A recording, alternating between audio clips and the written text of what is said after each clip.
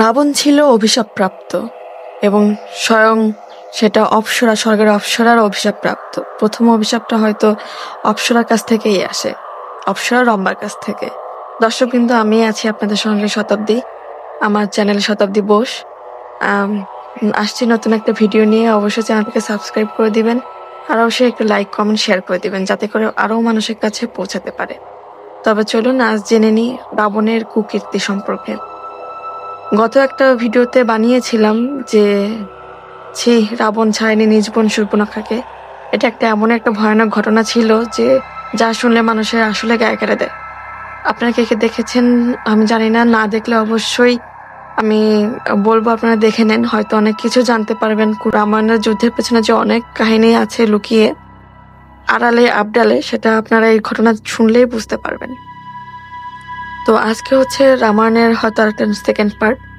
এটা হচ্ছে অপ্সরা রম্বার অভিশাপ প্রাপ্ত ছিল রাবণ। একদিন রাবণ যাচ্ছিলেন, তো যাওয়ার পথে দেখলেন কোনো এক অনেক সুন্দর একজন মেয়ে সেখানে হচ্ছে নারী স্নান করছিলেন।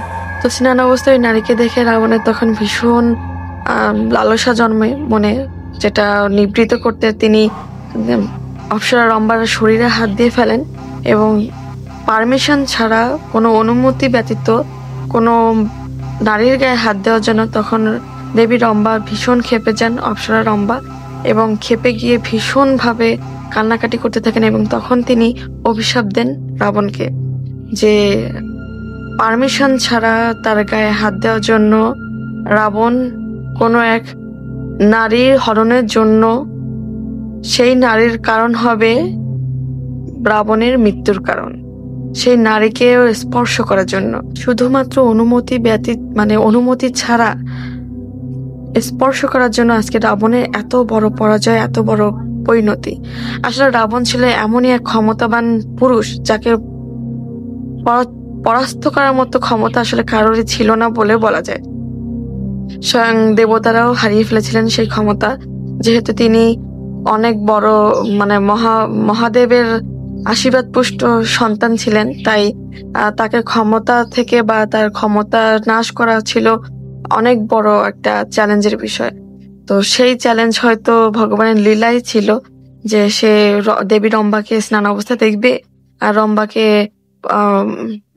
নিজের লালসা সংবরণ না করতে পারে স্পর্শ করে ফেলবে, তখনই দেবী রম্বা হয়তো তাকে অভিশাপ দেবে। সেই অভিশাপের ফল ছিল দেবী সীতাকে হরণ করা। তিনি যখন দেবী সীতাকে হরণ করেছিলেন, আসলে সেটার পেছনে কিছুটা শূর্পণখাও ছিল, কিন্তু ওই যে পেছনে ছিল নারী ঘটিত ব্যাপার। শূর্পণখার নিজের বরকে মেরে ফেলার জন্য, নিজের স্বামীর মৃত্যুর জন্য দায়ী ছিল হচ্ছে রাবণ, নিজের হাতেই শেষ করেন তিনি। তো সেই অত্যাচারকে মেনে নিতে পারেনি শূর্পণখা, তাই বিভিন্নভাবে ছক কষতে থাকেন শূর্পণখা যে কিভাবে রাবণকে পরাস্ত করা যায়। তাই যখন জঙ্গলে দেখেছিল যে ভগবান রামচন্দ্র এসেছে সেখানে দেবী সীতাকে নিয়ে, তাই সেই আরো অসম্ভব তেজস্বী নারী, যার রূপের প্রশংসা তো সারা পৃথিবীতে ছেয়ে আছে, আর যার তেজস্বী সম্পর্কে সারা পৃথিবীতে সেটা সবাই জানে, আর তিনি ভগবান রামের স্ত্রী, রাজা রামের স্ত্রী। এবং ততদিনে অযোধ্যা পুরো ফুলে ফেঁপে উঠেছিল দেবী সীতার আগমনের জন্য। তো এই খবরটা শূর্পণখা আর কি সুযোগে সদ্ব্যবহার করেছিল। তিনি দেবী সীতাকে নিয়ে রাবণের কাছে বিভিন্নভাবে ইন্ধন দিতেন, এবং ইন্ধন দেওয়ার জন্য যে সেখানে ভীষণ মহিষী এক নারী এসেছে এবং যার রূপের বর্ণনা করে তিনি আসলে বিভিন্নভাবে রাবণকে লালসিত করেছিল। এরপরে রাবণ সেই লালসা সহ্য করতে না পেরে চলে গিয়েছিলেন দেবী সীতাকে হরণ করার জন্য। ওই যে কামনা, সেই কামনা থেকেই তিনি দেবী সীতাকে হরণ করেছিলেন, কিন্তু দেবী সীতা তো সীতা ছিলেন।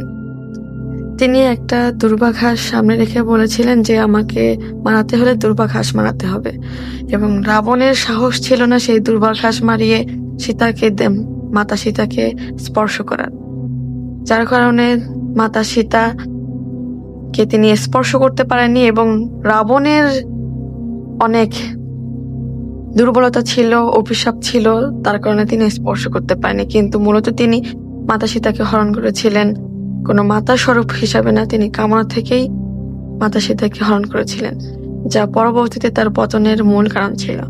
তো বন্ধুরা, কেমন লাগলো ভিডিওটা অবশ্যই কমেন্ট করে জানাবেন, আর অবশ্যই চ্যানেলটাকে সাবস্ক্রাইব করে দিবেন, আর লাইক কমেন্ট শেয়ার করে দেবেন। আসছি নতুন কোনো ভিডিও নিয়ে। ধন্যবাদ।